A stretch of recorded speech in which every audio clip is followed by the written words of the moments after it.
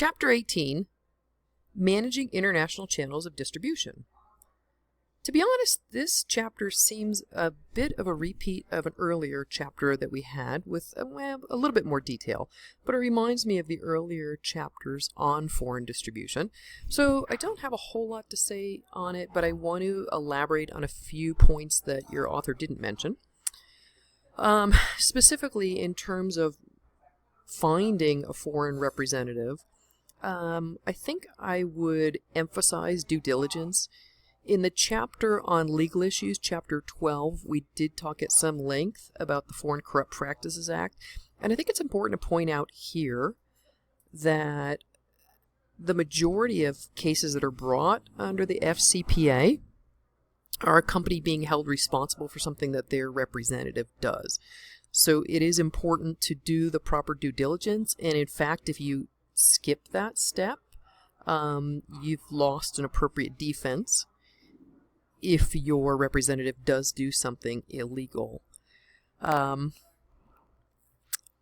also want to highlight one point that your author made that is important, which is lack of discrimination.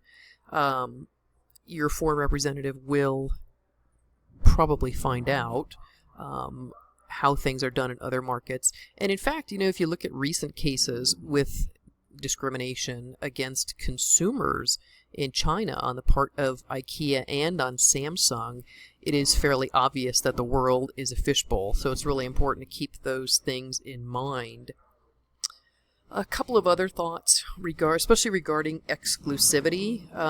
Your author seems to imply that it would be normal to start out with that when you're new to a market, and then as the market matures, think about moving to a non-exclusive series of contracts with multiple representatives.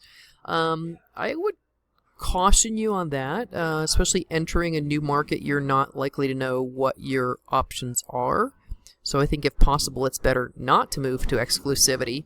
However, if you do have to go to an exclusive contract, to make sure that you limit the term of it to 2 years or less and make it really explicit what their territory is, and make it also very, very explicit that they need, they're maintaining the contract is contingent on meeting certain goals.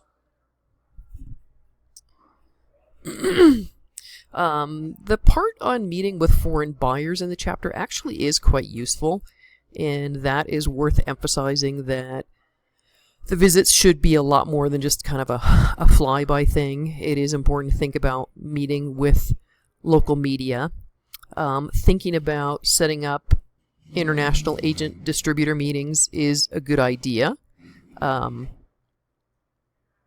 It actually may be useful for them to have a way to communicate with each other and cross-pollinate on ideas.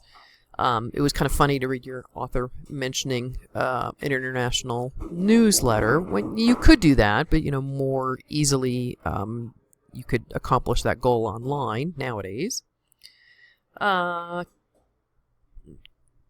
In terms of terminating a representative, I think we also had talked about that at some length, so I won't revisit that.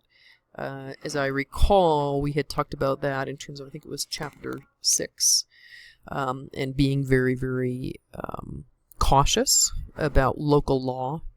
In the case of that representative may be considered an employee, even if you don't consider them one, they may be considered as such and necessitate some form of severance pay. So that point is probably worth reiterating.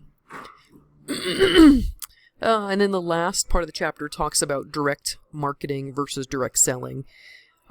And it's important to make the distinction that direct marketing is really setting the stage for direct selling and supporting the efforts in that direction.